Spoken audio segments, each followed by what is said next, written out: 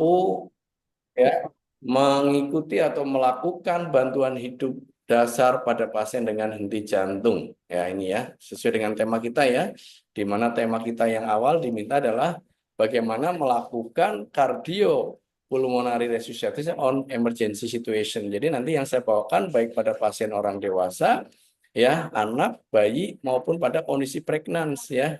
Nah itu, jadi cukup luas.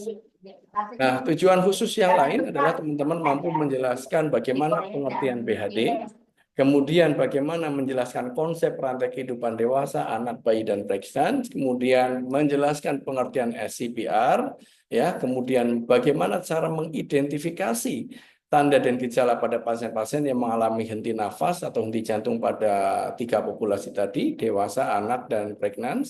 Kemudian bagaimana cara melakukan RCP dan tentunya yang paling akhir adalah bagaimana cara melakukan penggunaan alat AED. Nah, materi yang saya sampaikan tentunya menggunakan pendekatan algoritma versi AHA tahun 2020. Ini adalah versi terakhir ya, yang sebentar lagi dirilis tahun 2025. Oke, saya ingin sampaikan bahwa sahabat-sahabat semua, tentang data prevalensi kardiak arrest. Saya coba cari beberapa data ya. Ternyata ada tiga komponen. Yang pertama adalah insiden global ya, berdasarkan dari Europe Resusitasi Council tahun 2021 bahwa insiden kejadian kardiak arrest di luar rumah sakit itu berkisar angkanya 50 sampai 100 per 100.000 penduduk per tahun. Ya, ini cukup besar.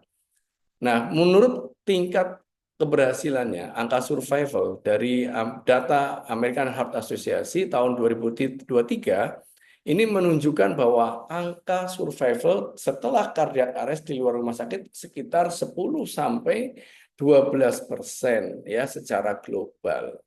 Ya, tetapi dapat meningkat hingga 40% jika sesegera mungkin dilakukan tindakan defibrilasi dalam waktu 3 sampai 5 menit ya. Di konsep beberapa literasi menyatakan keterlambatan di dalam melakukan resusitasi dan defibrilasi dalam hitungan 1 menit, teman-teman, itu bisa ya menurunkan tingkat survive-nya sekitar 7 sampai 10%. Nah, ini cukup tinggi. Jadi, artinya memang sesegera mungkin kita lakukan pertolongan. Nah, dari data-data demografis lain, menurut CDC tahun 2022 menunjukkan bahwa resiko terjadinya cardiac arrest, ini mohon maaf ya, kita para kaum Adam nih ya, laki-laki ternyata resiko lebih tinggi terkena cardiac arrest dibandingkan wanita, ya, sekitar 2:1. Makanya kenapa ya janda-janda di dunia lebih tinggi karena apa? Eh, Terutama yang sudah menikah ya, ini lebih tinggi karena memang pada kaum laki-lakinya banyak yang meninggal ya dengan berbagai macam faktor atau komponen. Nah, bagaimana untuk kejadian di Indonesia sendiri ya?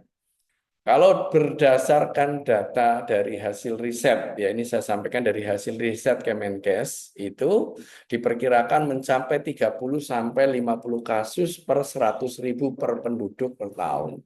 Ya, kalau data survivalnya, data terbaru menunjukkan bahwa angka survival untuk cardiac arrest di luar rumah sakit masih rendah, itu berkisar 5 sampai 7%. Nah, padahal upaya-upaya yang sudah dilakukan untuk tindakan mencegah terjadinya cardiac arrest, seperti penggunaan alat atau pelatihan-pelatihan kepada masyarakat untuk mengenal alat AED, kemudian melakukan pelatihan BLS ya pada setiap profesi, tetap aja masih banyak. Ya, ternyata faktor etiologinya disebabkan oleh karena apa? Banyaknya penduduk Indonesia menderita penyakit jantung koroner. Di samping itu juga memang penduduk Indonesia ya, mungkin di antara kita barangkali masih banyak yang belum terkontrol terhadap faktor-faktor resiko penyakit seperti DM, hipertensi, ya, kolesterol, itu yang sebagai pemicu terjadinya penyakit kardiovaskuler, ya, dan itu angkanya cukup tinggi. Nah, teman-teman, untuk mencapai atau untuk memahami proses yang namanya cardiac arrest, ya, kalau dari sumber referensi, ya, dari ACLS-nya, ini sebetulnya kalau in hospital, ya, fasenya in hospital itu ada beberapa penyebab, ya, ada hipovolemic, ada hipoksia, kemudian ada hidrogen ion, kemudian ada hiperkalemi, ada hipotermi. Ini istilahnya 5H yang pertama. Dan dilanjutkan adalah 5T. Nah, T itu apa saja, teman-teman? Yaitu ada tension pneumotorak, ada tamponet jantung, ya, mohon maaf salah ketik. Kemudian ada toksin, toxicity, ada trombosis paru dan trombosis koroner. Tadi di materi yang pertama dalam manajemen tata laksana ACS sudah disampaikan begitu pasien-pasien yang mengalami trombosis koroner, terutama ACS, TEMI, resiko kematiannya sangat tinggi. Itu berdasarkan dari penyebab yang bisa diketahui. Atau kalau belum ya identifikasi sampai betul-betul kita mendapatkan penyebab yang menyebabkan apa pasien itu mengalami cardiac arrest. Oke, teman-teman yang luar biasa, ada beberapa hal lain yang tentunya selain dari 5H 5T yang secara umum ya di masyarakat bisa jadi penyebab lain ada faktor kecelakaan ya, kecelakaan atau trauma, contoh tenggelam atau tersengat listrik. Nah, apalagi listrik ya, tenggelam jelas pasiennya mengalami gangguan di saluran jalan nafas, bisa jadi oksigenasinya akan rendah dan udara terisi oleh air. Pada kasus penyakit juga bisa disebabkan oleh karena serangan jantung, ya, serangan jantung, kemudian juga pada akut stroke. Dan kedua penyakit ini masih mendapat nominasi tertinggi nih, rating 1 dan 2 ya untuk Indonesia. Antara serangan jantung ACS dengan stroke itu saling kompetitor, ya, kompetitor dan penyebabnya sama, teman-teman. Tuh.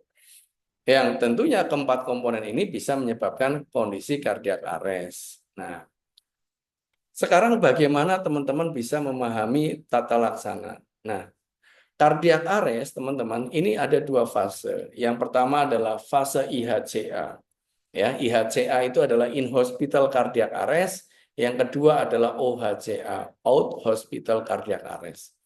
Nah, kita mau mulai dari mana? Kalau kejadiannya di luar rumah sakit dulu ya, kejadian di luar rumah sakit, ini dimulai dari bagaimana penolong atau rescuer itu melakukan yang namanya tindakan aktivasi kegawat daruratan. Ya, contoh menghubungi petugas First Medical Contact ya atau PSC 119, kemudian juga mengidentifikasi ada tanda-tanda cardiac arrest ya, teman-teman. Ada tanda-tanda cardiac arrest. Kemudian dengan cek nadi dan nafas, ternyata kalau tidak ada nadi, sesegera mungkin kita melakukan RJP. Begitu nadi tidak ada, lanjutkan RJP sampai ada tanda-tanda sirkulasi. Dan sesegera mungkin saat kita melakukan RJP, segera mungkin ambil alat AED untuk melakukan tindakan yang namanya defibrilasi. Ya, tindakan defibrilasi adalah pemberian terapi kejut listrik. Kalau di luar rumah sakit pakainya AED. AED itu ada di beberapa tempat fasum ya. Dan selanjutnya adalah resusitasi berkelanjutan, tim datang dan melanjutkan tata laksana sesuai dengan guideline-nya ya. Contoh dengan melakukan intubasi, memberian obat epinefrin ya sampai pasien ROSC dan mendapatkan perawatan pasca henti jantung serta yang terakhir adalah recovery. Ya, jadi ada fase dari pre-hospital to hospital. Oke ya. Nah, sementara kalau di IHCA adalah dimulai dari pengenalan awal dan pencegahan. Kalau pengenalan awal dan pencegahan itu dimulai dari mana? Ya, kalau pasiennya di rumah sakit kita sudah melakukan triase berdasarkan kelompok tingkat kegawatan kalau pasiennya di UGD. Tapi kalau di ruangan itu bisa menstratifikasinya dari scoring kegawatan, yaitu early warning system. Ya, kalau early warning systemnya tercapai atau dilakukan, maka tidak ada istilah code blue. Ya, yang ada adalah pengaktifkan tim reaksi cepat. Ya, setelah itu teman-teman yaitu melakukan aktivasi respon darurat, ya, kemudian melakukan CPR berkualitas tinggi, serta melakukan defibrilasi dan perawatan pasca henti jantung dan pemulihan. Ya, itu ya teman-teman, bagaimana kita melakukan yang namanya tindakan atau chain of survival di dalam melakukan basic life support versi AHA tahun 2020. Nah, tahapan kita nanti sampai mana kalau BLS? Sampai melakukan tindakan defibrilasi, ya. Karena kalau sudah bicara tentang tindakan resusitasi lanjutan, kemudian ada tim Code Blue, itu sudah masuk ke tata laksana henti jantung. Nah, baik teman-teman yang luar biasa, supaya mempermudah teman-teman dalam mengingat bahwa komponen ketika pasien itu mengalami cardiac arrest, perlu kita pahami ya, bahwa pendekatan yang kita gunakan adalah pendekatan primary survey, BLS survey istilahnya ya, BLS survey. Nah, kita bisa lihat nih ya, pendekatan sistematik kegawat daruratan. Kalau pasiennya tidak ada respon atau tidak sadarkan diri dan tidak ada respon, kemudian Anda minta bantuan, setelah itu cek nadinya, nadi tidak teraba, maka algoritma yang digunakan adalah algoritma CAB. Ya, apa itu CAB? Sirkulasi atau compression, ya, airway dan breathing. Itu ya teman-teman yang perlu diingat-ingat. Oke, selanjutnya, ketika teman-teman sudah melakukan tindakan CAB atau sirkulasi airway dan breathing, tentunya bagaimana kita membentuk suatu tim CPR. Nah, tim CPR itu bisa jadi ada dua kelompok. Ataukah yang pertama kelompok dengan profesional, contohnya perawat, dokter, bidan terlatih, ya. Kemudian non profesional, ya, atau istilahnya adalah lay rescuer, itu contohnya adalah orang-orang awam, tenaga medis awam, non medis awam, atau ada juga non medis yang terlatih, contohnya polisi, petugas SARS, petugas pemadam kebakaran, ya.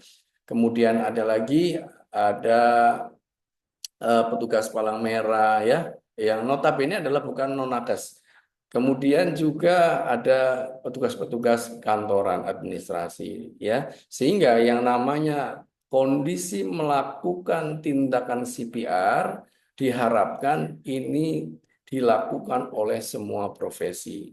Tinggal kita bagi mau lay rescuer or profesional, sehingga tidak terjadi keterlambatan di dalam melakukan pertolongan. Ya, sesuai guideline tadi, keterlambatan akan menjadikan ya kondisi pasien itu menjadi kondisi yang semakin perburukan. Nah, ini nanti banyak sekali, bisa jadi kompresirnya bisa dengan banyak koordinasi CPR, dengan teamwork, contohnya tim Code Blue, bisa dengan 2 orang, ya, dengan 2 penolong, 1 kompresi, 2 ventilasi, atau hanya sendirian. Nah, kalau sendirian bisa dengan melakukan hand-only CPR saja. Itu ya, teman-teman. Nah, kita harus memahami juga nih, teman-teman silakan boleh screenshot, boleh dibaca ya. Intinya bahwa ini ada yang namanya guideline tentang BLS CPR ya. BLS CPR Anda bisa lihat di sini ya, pendekatan AHA 2020 mulai dari awal. Dari awal ini ada verifying skin safety ya. Kemudian ini berarti masuk ke danger, aman diri, aman lingkungan, aman pasien. Selanjutnya yaitu cek respon pasien. Setelah cek respon pasien, ya Anda lihat di sini tidak ada respon, maka suruh mengaktifkan kode biru atau emergency response. Ya, kalau Anda sendirian telepon. Nah, nanti kita akan perjelas. Nah, sampai nanti ada penilaian, yaitu penilaian sirkulasi dan pernafasan dalam satu waktu. Maka hasilnya ada 3 komponen. Apakah nadi teraba, nafas ada, cukup diobservasi saja, ataukah nadi ada, nafas tidak ada, cukup diberikan rescue breathing sebanyak 1 kali per menit setiap 6 detik, ya. Kalau memang penyebabnya karena overdosis, maka bisa per protokol naloxone. Namun jika nadi tidak ada, nafas tidak ada, silakan dilanjutkan untuk melanjutkan RCP, ya, RCP atau CPR, ya, sesegera mungkin dipasang alat AED sampai nanti menemukan apakah ada irama shockable atau unshockable. Baik, untuk lebih jelasnya teman-teman bisa kita jelaskan per definisinya.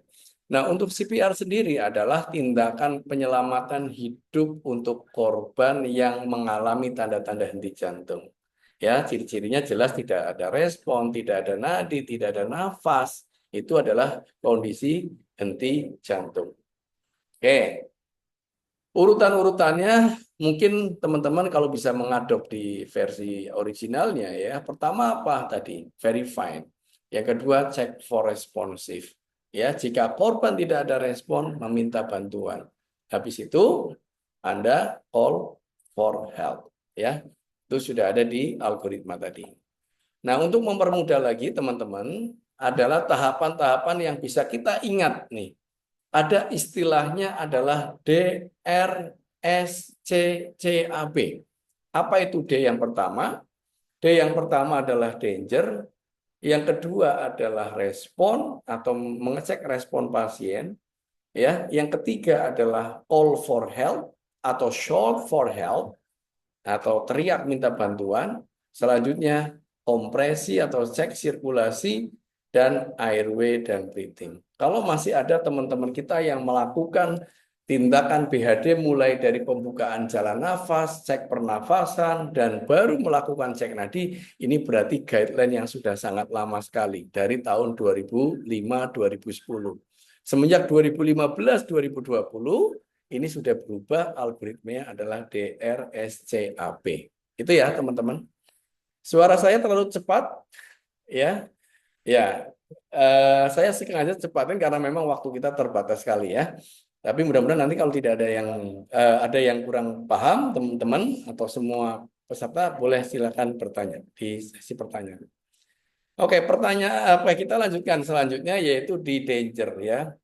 Yang paling penting ketika kita melakukan pertolongan ya, melakukan pertolongan apa yang paling utama adalah danger. Mau siapapun ya, yang penting aman diri dulu ya, aman buat diri kita, caranya pakai alat APD ya, pakai handscoon ya, kemudian siapkan alat ventilasi kalau ada, kalau nggak ada ya tentunya kita limitasi tindakan. Kemudian aman lingkungan, minta keluarga untuk menunggu di luar kalau kejadiannya di rumah sakit. Tapi kalau kejadian di luar umum silakan teman-teman instruksikan keluarga atau penolong atau keluarga atau pengunjung untuk bisa minggir dari lokasi keramaian ya. Aman pasien bisa dengan kunci berangkat dan pasang handrail. Setelah aman tadi saya katakan adalah kedua cek respon ya. Dengan cara apa? Memanggil dan menepuk bahunya. Panggil ya. Shout and tap, panggil dan tepuk kedua bahunya. Pak, Pak, Pak, Pak, Pak. Ya. Kalau laki-laki ya, kalau ibu-ibu ya panggil Bu, Bu, Bu, gitu ya. Nah, kalau tidak ada respon, dengan memanggil dan menepuk korban, maka selanjutnya adalah baru meminta bantuan. Nah, ada dua skenario yang berbeda. Kalau kejadiannya di luar rumah sakit, silakan ambil telepon atau minta tolong teman kita untuk mengaktifkan emergensinya. Ya, minta tolong. Tapi kalau kejadiannya di rumah sakit, ya, silakan aktivasi kode biru. Nah, teman-teman harus lihat posisinya di mana. Jangan sampai kita bicara kode biru, tapi kondisinya berada di luar rumah sakit. Yang tentunya ini akan membingungkan banyak orang. Kode biru, kode biru, kode biru, lagi di pasar gitu misalkan. Tetangganya bingung, ada mas, ada segitiga biru nih tepung gitu kan. Beda lagi ceritanya gitu kan. Nggak paham, tapi kalau kita bilangnya, tolong ada korban tidak sadarkan diri. Misalkan, kalau tahu kenal pasiennya menyebut namanya boleh. Ya, panggilkan ambulan, telepon pesawat 119 segera sekarang, suruh bawa alat AED. Nah, itu mungkin akan lebih jelas. Itu ya, teman-teman. Oke, setelah itu ya, teman-teman, dilanjutkan lagi balik ke pasien. Ngapain? Yaitu cek nadi karotis. Nadi karotis ya, teman-teman ya. Barangkali yang belum tahu nadi karotis ini ada jakun laki-laki ya. Ada jakun laki-laki, tarik lateral 2 cm ke kiri atau ke kanan 2 ada. Tapi nggak boleh begini ya, nggak boleh kayak orang nyekek, tapi satunya. Nah, ini dari arah yang berdekatan. Ya, dari arah yang berdekatan. Ya, sekali lagi dari arah yang berdekatan. Oke, sambil dalam hitungan 5 sampai 10 detik, teman-teman, yaitu evaluasi nadi dan lihat pengembangan dada sometime dalam waktu yang bersamaan. Oke. Hasilnya bagaimana? Nah, tentunya ada hasil. Nah, ini dia teman-teman. Hasilnya ada tiga kemungkinan tadi. Kalau nadi teraba, nafas ada, silahkan masuk ke observasi aja, ya. Kalau di rumah sakit masuk ke tata laksana ROSC, ya, atau pertahankan jalan nafas saja dengan cara hetil chin lift kalau nafasnya belum ada spontan. Tapi kalau nadi teraba nafas tidak ada, lakukan ventilasi rescue dengan catatan ada alat BVM-nya atau alat ventilasinya. Kalau nggak ada gimana? Cukup hetil chin lift saja. Tapi kalau nadi tidak teraba, nafas tidak ada, udah lanjutkan RCP. Nah, sekarang kita belajar bagaimana cara teknik RCP ya, teman-teman ya. Oke, saya yakin teman-teman yang hadir di sini banyak praktisi ya. Mudah-mudahan ini pembelajaran ilmu yang bermanfaat nih. Nanti kalau seandainya teman-teman bukan dokter, bukan perawat ya, tapi ibu rumah tangga ya. Kalau kejadian ini terjadi di rumah, ya bisa dilakukan ya untuk menyelamatkan keluarga kita yang terdekat ya atau tetangga kita, minimal itu. Oke, kita lanjut ya teman-teman. Sekarang posisi korban dulu. Posisi korbannya telentangkan ya. Posisi korban telentangkan. Ya, setelah itu ngapain? Kasih alas bantalan yang keras. Kasih alas bantalan yang keras. Ya, kalau di rumah sakit pakai CPR board. Nah, setelah itu penolong ada di samping korban. Di samping ya, bukan di tengah-tengah atau naikin korbannya, bukan. Habis itu dengan posisi tegak lurus, siap untuk melakukan RCP. Namun teman-teman harus memperhatikan lokasinya dulu. Lokasi untuk melakukan RCP harus diukur. Paling gampangnya sejajar dengan ketiak nih teman-teman. Sejajar dengan ketiak atau sejajar dengan puting payudara laki-laki. Ingat-ingat laki-laki ya, bukan ibu-ibu. Kalau ibu-ibu biasanya nggak bisa menggaransi. Ya laki-laki sejajar. Set, ukur yaitu mid sternum bagian bawah. Ya, kalau mau diukur ya dari tulang sternum sampai recessus sphenoides bagi dua. Ya, itu lokasinya. Nah, harapannya teman-teman, setelah kita ukur, baru kita melakukan tindakan kompresi yang berkualitas. Bagaimana cara melakukan kompresi yang berkualitas? Silahkan teman-teman simak ini. Yang pertama, melakukan kompresi dengan kuat dan cepat, artinya cepat yang terukur, ya, dinamik, ya, dengan rasio perbandingan 30:2, 30 kompresi, 2 ventilasi. Oke, kemudian kedalamannya, ya, sekali lagi kedalamannya adalah 5 sampai 6 cm. Ya, kalau mau diukur 5 sampai 6 cm. Selanjutnya adalah allow complete chest full recoil. Jadi upayakan dada itu ngembang dulu baru pompa. Ngembang dulu pompa. Jadi ibarat kata ini dada. Pombang, pompa. Ya, pompa, ngembang, ya seperti ini. Terus apalagi yaitu minimize atau minimal interupsi ya jangan dikit-dikit berhenti. Pada kondisi tertentu saja kita boleh berhenti. Ya contoh cek irama, kemudian cek nadi atau tuker bantian penolong boleh. Ya, itu pun ada batasan maksimal waktunya yaitu 10 detik. Oke. Nah, target dari melakukan kompresi yang baik adalah tercapainya yang namanya CCF. Apa itu CCF? Chest Compression Fraksi. Berapa nilainya? 60 sampai 80%, teman-teman. Ya, jadi nggak cuma hanya RCP saja, percuma. Itu akan membuat badan kita capek saja. Oke, kita lanjut ya. Nah, kita lihat di sini teman-teman ya. Kalau kita mau melakukan dengan perhitungan CCF, tentunya yang kita ukur lagi adalah nilai CCF-nya ya. Aliran darah sistemik ke seluruh tubuh juga teraliri, kemudian paru-parunya juga teraliri, kemudian juga yaitu pada area koronernya, teman-teman, pada area koronernya itu juga teraliri ya, teraliri. Itu yang menjadi target kita. Jadi tujuan kita melakukan kompresi adalah bukan membangunkan pasien, tetapi mempertahankan sirkulasinya. Ya, sekali lagi, mempertahankan sirkulasi yang normal ya, menghantarkan oksigen sampai ke tingkat sel. Oke, selanjutnya teman-teman, bagaimana untuk selanjutnya bagaimana perhitungan CCF? Kita bisa hitung secara manual yaitu actual chest compressive time kita hitung pakai timer, dihitung dibagi dengan menggunakan total code time. Ya, targetnya tadi berapa? 60 sampai 80% untuk meningkatkan aliran perfusi ke koronernya ya. Nah, kita Healthcare bisa simak providers teman-teman. interrupt compressions far too often and for too long. In some cases, spending 25 to 50% of a resuscitation attempt without delivering chest compressions. Chest compression fraction, or CCF, is the proportion of time during cardiac arrest resuscitation when chest compressions are performed. CCF should be, ideally, greater than 80%. Healthcare providers can calculate CCF using a feedback device or manually by using two timers. One timer measures the total code time from code start until code stop, or ROSC, and a second timer that measures the total chest compression time. Each time chest compressions are stopped, the timer is stopped. The timer would resume when chest compressions are resumed. The chest compression time is then divided by the total code time.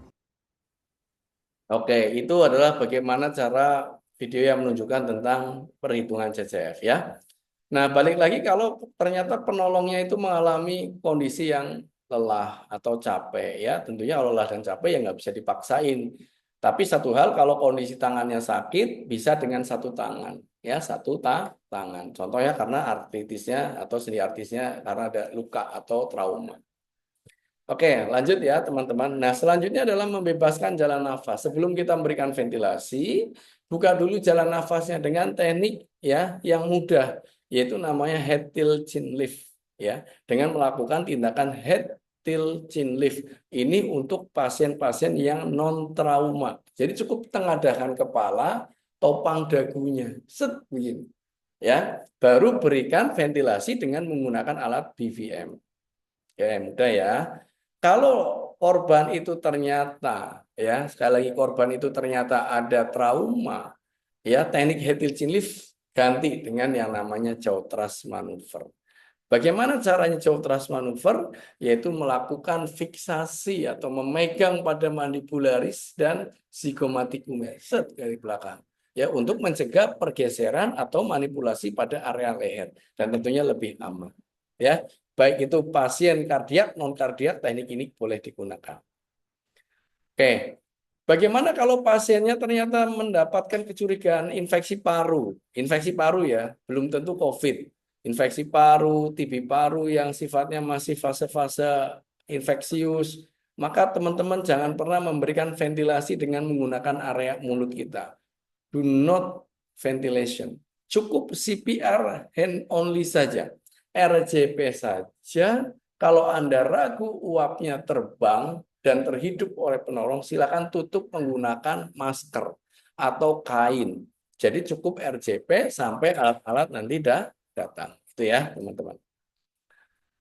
Nah, untuk pemberian teknik ventilasi, teman-teman bisa kita lihat, ini alat yang namanya BVM. Kalau sudah ada alat ini, aman-aman saja. Ya, kita bisa berikan, yaitu 30:2 ventilasi. Ya. Nah, untuk 2 orang, ya ini bisa dengan double C-clamp. Ya, double C-clamp. Oke, itu kita lanjut lagi. Kalau sudah ada nadi gimana Pak, Mas? Ya, kalau sudah ada nadi ya sudah. Target ROS-nya tercapai. Berarti masuk ke airway breathing sirkulasi kalau sudah ada nadi. Diapain? Selanjutnya manajemen airway dan berikan rescue breathing. Ya, rescue breathing-nya tadi ingat, yaitu 10 kali per menit diberikan tiap 6 detik sekali. Evaluasi tiap 2 menit. Setiap 2 menit evaluasi. Oh, nadinya masih ada, nafasnya nggak ada. Rescue breathing lagi. 2 menit lagi nafasnya tidak ada, nadi masih ada, rescue breathing lagi sampai bantuan tim ALS datang. Oke, teman-teman sahabat, ya berapa menit lagi Bu Moderator? Tadi kayaknya jalannya nggak jam 10 pas ya, jadi Ya, betul. Masih ada agak waktu 10 mundur-mundur menit dikit lagi. lah ya. Ya, masih Oke, ada waktu 10 siap. menit lagi. Saya hanya ingin profesional menyajikan sesuai dengan waktu yang disesuaikan saja ya, biar nanti pembicara belakang nggak terlalu terkorup sama saya. Oke, nanti diingatkan. Ya, sahabat-sahabat, begitu ada alat AED. Sekali lagi tadi kan minta bantuannya adalah segera kirim bantuan medis dan bawakan alat AED. Nah, AED datang nih, misal nih teman-teman, saya bawa alat AED nih. Nah, ini alat AED, set. Nah, suruh ngapain ini? Ya, suruh ngapain? Ya, maka petugas yang kedua suruh memasang alat AED. Ya, Kalau Anda masih mampu, kalau Anda nggak mampu, udah lelah banget, capek gitu ya, silahkan gantian aja dulu. Ya, daripada kompresi tidak optimal. Sangat tergantung dari penolong pertama. Ya, setelah itu caranya adalah teman-teman bawa AED, tekan power on, selanjutnya tempel pedal di dada, itu ada area apex dan area sternum. Oke. Setelah itu teman-teman baru apa? Baru analisa. Nah, analisa dia otomatis ya. Nah, saat analisa teman-teman, yang pertama adalah don't touch pasien. Jangan sentuh pasien. Ya, kemudian hentikan RJP kalau masih RJP. Pokoknya intinya jangan sentuh. Diam saja, hanya beberapa detik saja. Sampai nanti ada kesimpulan alat AED bunyi. Ya, bunyinya mau pakai bahasa Indonesia, bahasa Inggris boleh. Ya, intinya akan menunjukkan shock direkomendasikan atau shock tidak direkomendasikan. Nah, pilihannya itu. Kalau jawabannya ternyata shock direkomendasikan, maka teman-teman segera perhatikan alat AED minta shock, pastikan tidak ada yang menyentuh ya, karena ini adalah aliran listrik, tekan tombol shock ya saat AED selesai charging. Dia akan bunyi dan tip tip tip tip tip alarm. Ya, setelah bunyi, setelah shock, maka alat AED itu akan bilang gimana? Bilangnya gimana? Yaitu pasien aman untuk disentuh. Nah, gitu. Setelah aman disentuh, baru teman-teman lanjutkan RJP sesegera mungkin. Oke ya, sampai di sini paham ya? Oke, selanjutnya adalah teman-teman, kalau gambarannya non-shockable, jika tidak ada shock, apa yang harus Anda lakukan? Lanjutkan RJP sesegera mungkin sampai monitor AED menunjukkan untuk cek analisa lagi. Ya, cek analisa lagi. Nah, nanti gimana tuh hasil yang kedua? Apakah shockable lagi atau unshockable lagi? Kalau unshockable lagi, maka lanjutkan RJP lagi. Tapi kalau ternyata hasilnya shockable, ya berikan shock, ya begitu aman untuk disentuh, lanjutkan RJP. Oke ya, sampai di sini aman ya teman-teman. Kita simak untuk video berikut ini bagaimana cara melakukan pertolongan CPR untuk 2 orang. Silakan disimak. Okay, let's begin. In 3, 2, 1. Hey, are you okay? Are you okay? Activate the emergency response and get an AED.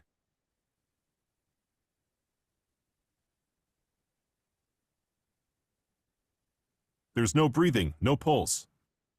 1, 2, 3, 4, 5, 6, 7, 8, 9, 10, 11, 12, 13, 14, 15, 16, 17, 18, 19, 20, 21, 22, 23, 24, 25, 26, 27, 28, 29, 30. 1, 2, 3, 4, 5, 6, 7, 8, 9, 10, 11, 12, 13, 14, 15, 16, 17, 18, 19, 20, 21, 22, 23, 24, 25, 26, 27, 28, 29, 30. Ya, ini perhatikan adalah 1, prinsip 2, melakukan 3, high 4, quality 5, CPR dengan 6, berbagai macam 7, 8, 9, komponen tadi. 10, 11, 12, 13, 14, 15, 16, 17, 18, 19, 20, 21, 22, 23, 24, 25, 26, 27, 28, 29, 30. Oke ya, itu bagaimana cara melakukan RJP untuk two rescuer ya. Nah, sekarang bagaimana aplikasinya yang menggunakan AED? Ini contoh saja, tidak sepenuhnya benar ya, tapi silakan di Everybody step back, please. Scene is safe. We can take it from here, sir. Oh, you guys got here quick. Hey, can you hear me? Are you okay? He's not responding. He's not breathing normally, just gasping. Grab the AED.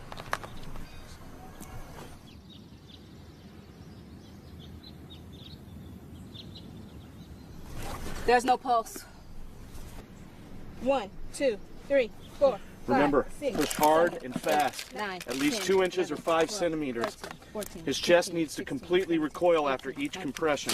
21, 22, 23, 24, 25, 26, 27, 28. Analyzing Everybody clear? heart rhythm. Do not touch the patient. Let's switch now. Shock needed. Charging. Stay clear. AED of says the shock patient. advised. Everybody Press clear? the flashing button now. Shock delivered.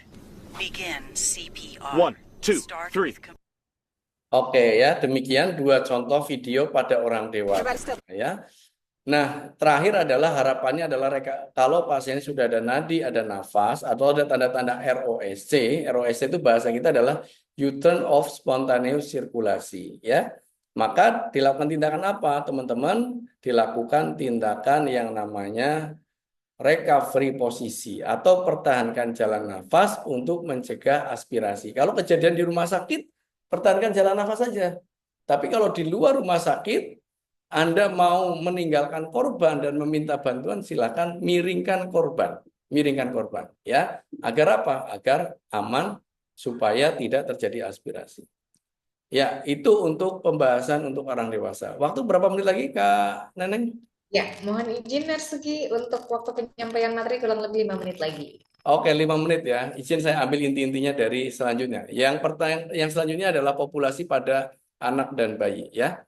Oke, sahabat-sahabat semua, mungkin saya tidak melihatkan dari semua slide.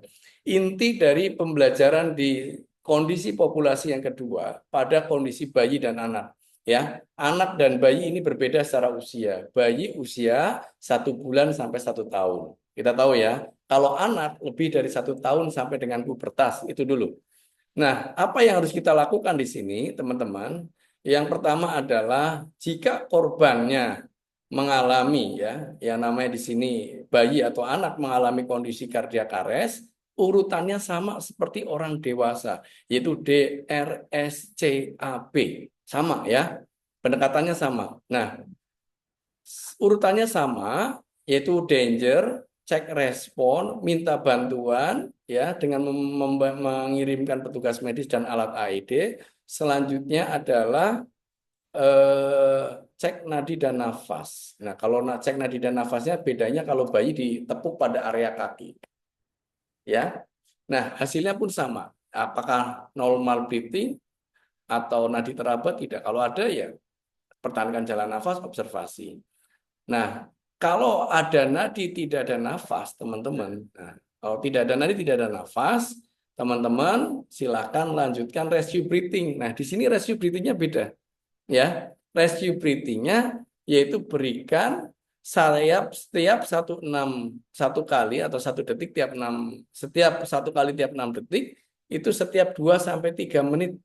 Ya, sehingga totalnya 20 sampai 30 menit. 30 kali per menit. Ya, kalau dewasa tadi kan 10 kali per menit.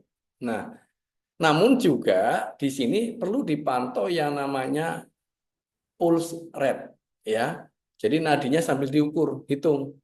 Kalau kurang dari 60, sekali lagi kurang dari 60 dan tanda-tanda perfusinya jelek, silakan teman-teman lanjutkan RCP. Tapi kalau nadinya baik, ya heart rate-nya kuat, lebih dari 60, maka tidak perlu cukup. Kalau nadinya tidak nadinya ada, nafasnya nggak ada, tapi heart rate-nya lebih dari 60, cukup lakukan rescue breathing dan evaluasi tiap 2 menit. Nah, kalau kasus yang ketiga, jika gambarannya, ya sekali lagi gambarannya, no breathing or only gasping, atau tidak ada nadi, tidak ada nafas, lanjutkan sesegera mungkin dengan start CPR.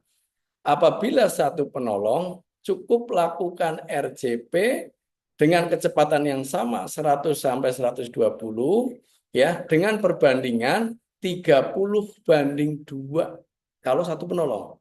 Tapi kalau 2 penolong akan berbeda, yaitu 15 kompresi, 2 ventilasi, dan sesegera mungkin bawa alat AED. Dan kedalamannya pun lebih pendek, kalau anak-anak 5 cm, kalau bayi 4 cm. Ya. Setelah AED terpasang, sama. Kalau iramanya shockable, silakan shock, lanjutkan RCP. Kalau iramanya non-shockable, ya silahkan lanjutkan RCP, evaluasi 2 menit. Terus saja sampai ada indikasi berhenti RCP. Itu untuk bayi ya teman-teman. Supaya lebih jelas, barangkali kita simak ya kondisi videonya. Yuk, mari kita simak untuk video tersebut. Baby, activate emergency response. Got it. 1, 2, 3, 4, 5, 6, 7, 8, 9, 10, 11, 12, 13, 14, 15, 16, 17, 18, 19, 20, 21, 22, 23, 24, 25, 26, 27, 28, 29, 30.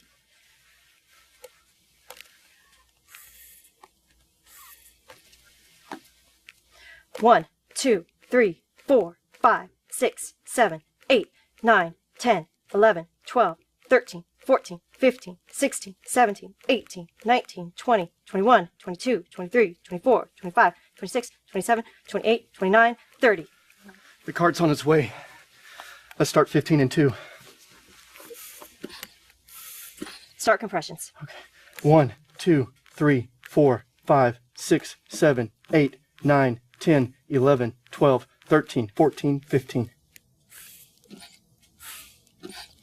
1, 2, 3, 4, 5, 6, 7, 8, 9, 10, 11, 12, 13, 14, 15.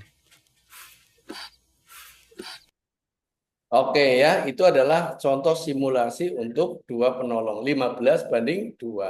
Kenapa 15:2? Silakan kalau belum paham nanti ditanyakan. Baby. Terakhir yaitu pada kondisi hamil ya. Pada orang dewasa tentunya, orang dewasa hamil. Secara tindakan urutan tidak ada perbedaan, kedalaman tidak ada, kedalaman itu pun tidak ada. Hanya yang menjadi perbedaan satu yaitu melakukan RCP pada posisi yaitu miring ya, kurang lebih 30 derajat dengan menggunakan LSB ya. Teman-teman bisa lihat di sini ada LSB, kemudian diganjal belakangnya supaya tidak kedorong ke belakang dan lakukan LUD ya, left uterine displacement. Jadi miringnya adalah miring ke kiri supaya apa? Tidak terjadi ya kondisi apa? Penekanan pada pembuluh darah sehingga tidak terjadi distres janin dan janinnya diharapkan terselamatkan, mothernya atau bundanya atau ibunya pun terselamatkan ya. Secara yang lain-lain sama teman-teman ya.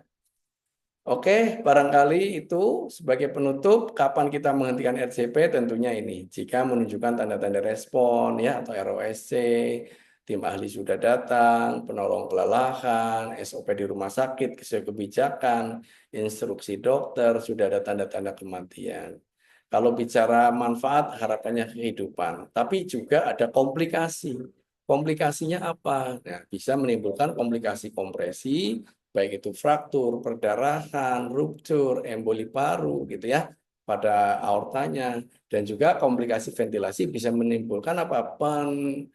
Penumpukan udara di abdomen atau di pencernaan, namanya gastric insufficiency, dan juga bisa meningkatkan tekanan intraparunya meningkat sehingga jantungnya tertekan, sehingga bisa menimbulkan penurunan cardiac output.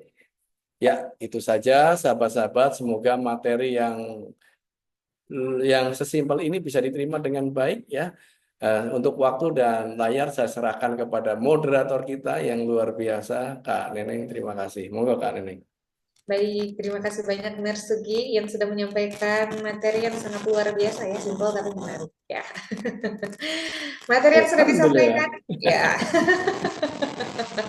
Mungkin kita akan lanjut ke sesi diskusi dan juga tanya jawab. Saya persilakan kepada Bapak dan Ibu sekalian ya, rekan-rekan sejawat yang ingin bertanya kepada narasumber kita. Kami persilakan untuk raise hand terlebih dahulu, kemudian nanti silakan sebutkan nama dan juga asalnya dari mana. Kemudian untuk rekan-rekan yang ingin bertanya melalui kolom chat box Zoom, kami persilakan juga untuk menyampaikan pertanyaannya. Nah, untuk materi insya Allah nanti akan di-share ya sama teman-teman panitia nanti di grup webinarnya ya. Nanti insya Allah akan di-share ketika semua materi sudah disampaikan ya. Baik, Bapak dan Ibu sekalian, kita akan lanjut ke sesi diskusi dan juga tanya jawab. Apakah ada yang ingin bertanya secara langsung terlebih dahulu kepada narasumber kita? Yuk, mari Ibu, Bapak yang belum jelas karena memang tadi sedikit ada kecepatan saya dinaikkan, ya mungkin ada sesi tanya jawab ya. Idealnya 1,5 jam sih memang ya. Biar lebih lama lagi menemani moderator kita dan peserta semua. Baik, mungkin izin sambil sedikit diskusi nih, Narsugi. Ya, oke, itu sudah ada pertanyaan dari Dokter Dokter Putu Aryawan ya dari Bali ya. Oke, monggo. Ini dari kolom chat box Zoom nih, Nersugi ya. Coba kita juga tengok. Dasar perhitungan 30/2. Nah, mungkin yang tadi Nars, yang perhitungan terkait dengan RJP itu dasarnya dari mana untuk perhitungan 30/2-nya? Mungkin seperti itu ya, pertanyaan dari Dokter Putu ya. Oke, ya. Mungkin saya masih memahami atau perlu bertanya lagi. Pertanyaan itu dasar ya, karena kan kita mengacunya pada satu guideline ya, teman-teman ya. Jadi memang rasio perbandingan 30/2 adalah secara normal yaitu 30 untuk kompresi dan 2 ventilasi. Ya. Kalau pada anak-anak 2 penolong 15/2. Kenapa? Mungkin yang perlu ditanyakan alasan si AH-nya mengeluarkan aturan itu kali ya. Ya, perlu kita ingat bahwa satu, ini merupakan sudah hasil konsil, sudah hasil riset, sudah hasil publikasi internasional ya. Jadi kita istilahnya tinggal mengikuti apa yang menjadi panduan AHA. Ya, tujuan dari kita melakukan kompresi 30 dan 2 ya untuk mempertahankan sirkulasi dengan kecepatannya pun diatur ya, Dok. Kalau dulu di kecepatan, mungkin kalau dokter pernah belajar di AHA atau BLS tahun 2010, itu menggunakan 80 sampai 100. Ya, ternyata sekarang kecepatannya dinaikkan menjadi 100 sampai 120 dan tidak boleh lebih dengan harapan yaitu perfusi koroner dan perfusi sistemiknya akan semakin baik. Artinya CCF tadi tercapai 60 sampai 80% dengan melakukan high quality CPR. Nah, pertimbangan lagi, kenapa harus dilakukan 30/2 dan selama 2 menit ya? Kan harus ada patokannya. Yaitu kalau kita melakukan CPR terlalu panjang, ya RJP saja, ya tanpa pemberian ventilasi, maka kandungan oksigennya pun akan menurun.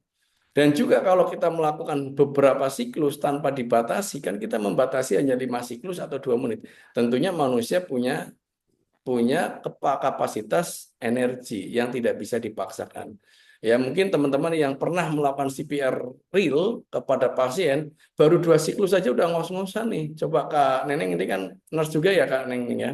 Kalau melakukan RJP ya 1 atau 2 siklus dengan kondisi berat badan lebih dari 70 kilo itu, waduh, itu udah luar biasa banget. Apalagi penolongnya ya boleh dikata badannya ideal gitu ya. Ideal itu bukan berarti besar enggak, kecil enggak gitu ya. Itu tentunya anjurannya adalah maksimal 2 menit ya. Supaya apa? High quality CPR tetap tercapai. Nah, itu saja barangkali Kak Neneng yang bisa saya jawab. Terima kasih. Baik, terima kasih banyak Narsegi. Mudah-mudahan terjawab untuk Dokter Putu ya dari Bali. Selanjutnya masih ada lagi nih pertanyaan dari Dokter Irgi ya. Izin saya bacakan pertanyaan ini ya, Nars. Izin Pak, untuk CPR pada ibu hamil, rekomendasinya adalah posisi dimiringkan. Tetapi pada kondisi di lapangan tidak memungkinkan. Apakah tetap bisa dilakukan CPR dalam keadaan terlentang? Atau adakah tips lainnya? Iya, Bu ya. Terima kasih, salam kenal Dok sebelumnya ya, Dokter Igri Septiandiski ya. Kalau kita bicara aktualisasi atau kejadian nyata ya, artinya sebetulnya bukan kebijakan mengikuti kejadian, tetapi seharusnya dibalik. Apa yang didapatkan di masyarakat berarti kurang edukasi dan sarana prasarana. Jadi kalau terkait ya posisi miring 30 derajat dan posisinya nggak cuma miring tapi lakukan LUD juga, penekanan pada uterinya, displacementnya. Supaya apa? Supaya pembuluh darah yang berada di bawah uterus itu betul-betul mendapatkan sirkulasi terutama kepada janin dan kepada sirkulasi jantung si ibunya. Ya. Jadi kalau mau ditanya alternatif lain, ya sampai sekarang ini tidak ada saran kecuali hanya teknik kompresi. Kalau teknik kompresi mau pakai overlapping, mau pakai crossing, misalkan begini boleh. Atau mau pakai satu tangan boleh, karena kondisi darurat. Tapi kalau terkait kondisi dimiringkan 30 derajat, ini zero toleransi. Ya, tidak ada cara lain. Karena tujuan dari memiringkan tadi ada maksudnya. Ya, sehingga yang perlu dilakukan adalah edukatif, ya terhadap teman-teman yang melakukan CPR, barangkali teman-teman perawat, bidan, dokter yang banyak ketemu dengan pasien-pasien ibu hamil, terutama lebih dari 20 minggu, ya. Dan yang kedua adalah siapkan di situ ada LSP. Atau kalau bisa pesan tempat tidur yang bisa dimiringkan. Enak toh? Nah, miring kiri, miring kanan gitu kan. Kan selama ini tempat tidurnya hanya baru atas, naik badan, naik bawah. Nah, kalau itu dimiringkan supaya apa? Flat, datar gitu. Saya rasa untuk tanya alternatif saya tidak bisa jawab karena memang sejauh ini tidak ada rekomendasi yang disyaratkan. Terima kasih Kak Neneng dan itu mudah-mudahan menjawab pertanyaan dari Dr. Ingrid. Salam kenal ya Dok. Baik, terima kasih banyak Narsugi dan juga Dr. Ingrid. Mudah-mudahan terjawab pertanyaannya. Baik, apakah ada lagi yang ingin bertanya kepada narasumber kita? Monggo ditanya, tinggalnya di mana tak jawab. Tinggalnya udah ya tadi. Masih di BSD ya, Nars? Oke, siap. Oke, baik. Mungkin terakhir nih, Nars, dari saya, Nars izin tanya, bagaimana sih cara kita menilai efektivitas RJP ini nih, Nars? Ya, terima kasih ya. Kalau kita bicara menilai efektivitas RJP, teman-teman sebetulnya kembali lagi ya, bagaimana kualitas CPR itu apakah dilakukan dengan fasilitas alat yang tercukupi atau tidak. Kalau kejadiannya di luar rumah sakit artinya memang tidak ada alat ukur ya teman-teman ya. Untuk mencapai FFC CCF 60-80% adalah cukup dengan melakukan prinsip do high quality CPR. Itu saja. Ya. Bagaimana keberhasilannya? Silakan ya kalau ada 2 penolong itu bisa sambil evaluasi nadi. Artinya saat kompresi nadi itu teraba. Itu pun sebetulnya tidak ada aturan yang jelas. Ya. Maka lakukan dengan kecepatan, kedalaman ya saat melakukan kompresi dan minimal interupsi sampai pasien itu mengalami kondisi ROSC. Itu kalau di luar rumah sakit, Bu. Ya. Kalau mau pakai CPR sensor ya boleh aja, tapi kan jarang, ya. Kecuali kalau dalam rumah sakit. Kalau di dalam rumah sakit di manajemen cardiac arrest dalam tata laksana pasien code blue kita banyak, ya. Tadi bisa mengukur dengan menggunakan CPR PET, ya kedalamannya. Kemudian kita bisa mengukur dengan nilai PET CO2. PET CO2 pada pasien-pasien yang sudah terpasang kapnograf waveform. Itu bisa terukur 3545 ketika sedang melakukan RJP. Artinya jika kondisinya rendah, berarti poor quality CPR. Caranya apa? Ya improve. Ya, improve do high quality CPR-nya. Atau kalau pasien terpasang artery line, ya SBP-nya tidak tercapai di atas 20 mmHg, itu berarti jelek. Nah, itu kalau di ruang perawatan intensif, tapi kan itu sulit. Sekali lagi itu sulit. Yang ada hanyalah evaluasi secara mekanikal, jantung bisa berkontraksi saat kita kompresi. Yang paling gampang gimana tadi? Cek nadinya. Tapi tidak disarankan, ada juga yang berpendapat kalau RJP lihat monitor. No, tidak ada urusannya RJP dengan monitor. Justru kalau RJP jangan melihat monitor. Ya, karena monitor itu gerakannya hanya gerakan dinding dada. Itu saja. Yang penting nanti pada saat 2 menit, ya Kak Neneng lihat iramanya apakah shockable atau unshockable. Itu Kak. Terima kasih. Baik, terima kasih banyak Narsugi ya. Mudah-mudahan nanti bisa diaplikasikan sama teman-teman kita di laporan. Terima kasih banyak Narsugi atas materi yang sudah disampaikan dan juga diskusi yang sangat menarik pada pagi hari ini. Sebelum diakhiri mungkin Narsugi kami persilakan untuk menyampaikan closing statement-nya. Silakan Nars. Oke, baik teman-teman sejawat ya. Closing statement hari ini jangan lupa bersyukur aja deh. Jangan lupa bersyukur, jangan lupa berbahagia ya. Apa yang nikmat Allah kasih, insya Allah ini menjadi sesuatu indah buat kita. Apalagi ini bulan suci Ramadan.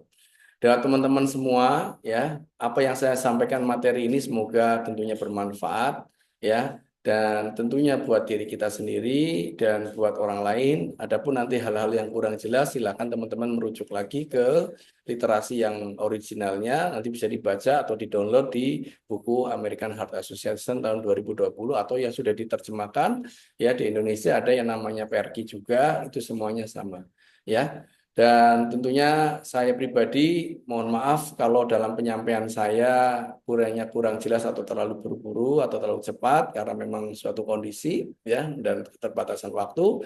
Dan kalau itu benar mudah-mudahan menjadi pahala. Kalau adapun saya salah, mohon untuk dimaafkan segala penyampaian saya dan siap untuk menerima koreksi. Salam silaturahmi teman-teman semua dan terima kasih kepada Kak Neneng selaku moderator dan terima kasih pada Proem yang sudah mempercayakan kami atau saya di dalam kegiatan webinar yang luar biasa ini. Salam kenal ya. Assalamualaikum warahmatullahi wabarakatuh. Waalaikumsalam warahmatullahi wabarakatuh. Terima kasih banyak Narsugiono atas materinya. Siap, terima kasih. Mudah-mudahan kita bisa berjumpa kembali di sesi Amin. Terima kasih, sampai jumpa kembali. Langsung. Ya. Baik Bapak dan Ibu sekalian, sebelum